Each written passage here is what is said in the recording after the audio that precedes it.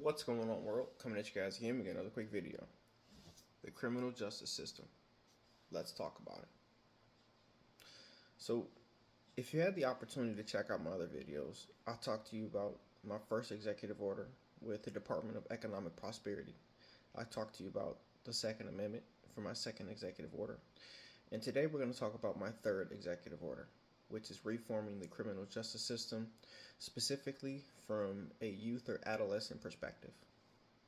Now, if you've been paying attention to the news lately, in the news, there are two cases that are being transitioned through the criminal justice system. The first one being the Nintendo Switch shooter, and the second one being the Florida rape with, I believe it's 3 boys.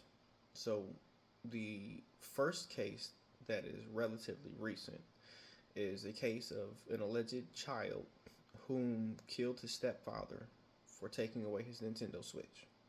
The second one is about 3 boys, 12 to 15 or 16, that raped or participated in the rape, allegedly, of another girl, 12 or 13-year-old girl. Now, as it stands right now, it is to my understanding that both of these individuals are going to be charged as adults. Now, if you had the opportunity to check out some of my recent videos, we've had conversations specifically about the prefrontal cortex and how it develops in the natural capacity of human beings, right? The prefrontal cortex starts at about 3 years of age, and it develops all the way up until about 30.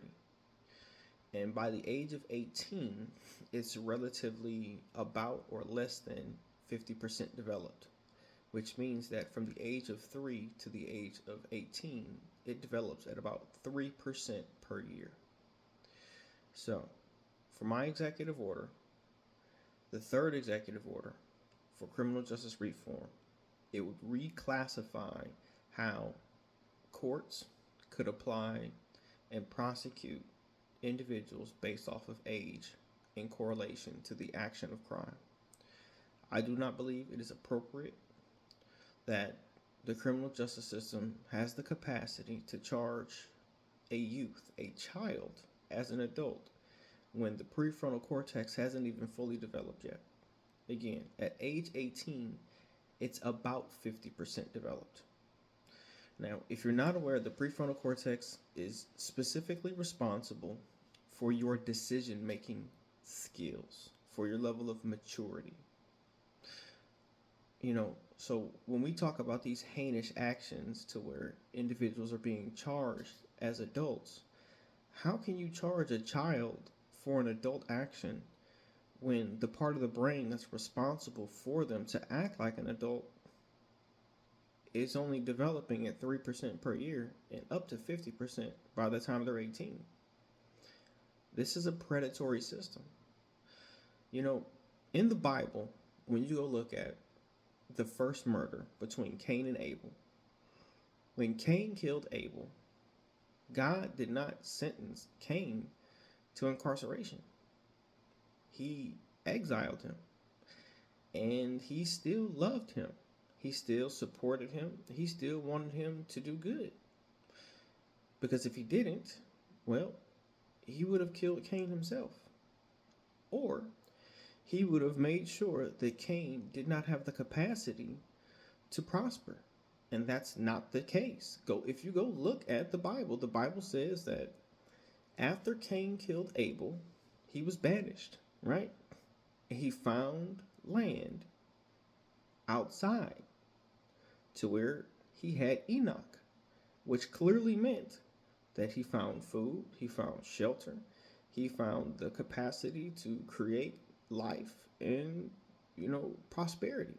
So this application that we in America are applying to children, it's anti-Christian, it's anti-Catholic, it's anti-American, because we are a nation founded on beliefs of life, liberty, pursuit of happiness, based on Christian and Catholic principles, based off of the Bible. And in the Bible, God did not incarcerate or sentence Cain for first-degree murder or even second-degree murder for killing Abel.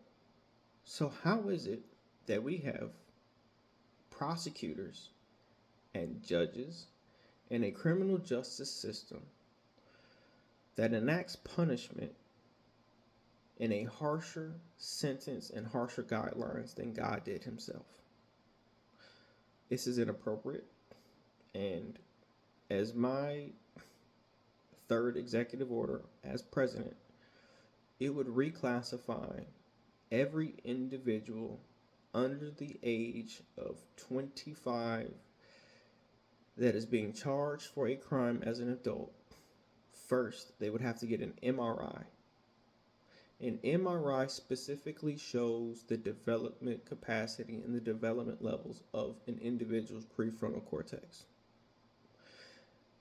Based off of this notion, knowing that on average, that an individual's prefrontal cortex develops at about 3% per year, and an MRI shows specifically how developed the prefrontal cortex is, it will give us a better understanding about the capacity of the individual whom acted in an immoral fashion based off of whatever situation took place.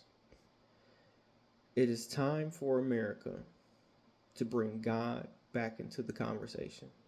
It is time for America to start looking at all of its citizens to make sure that we are one nation, indivisible, with liberty and justice for all. And that includes the offender as well as especially the victim.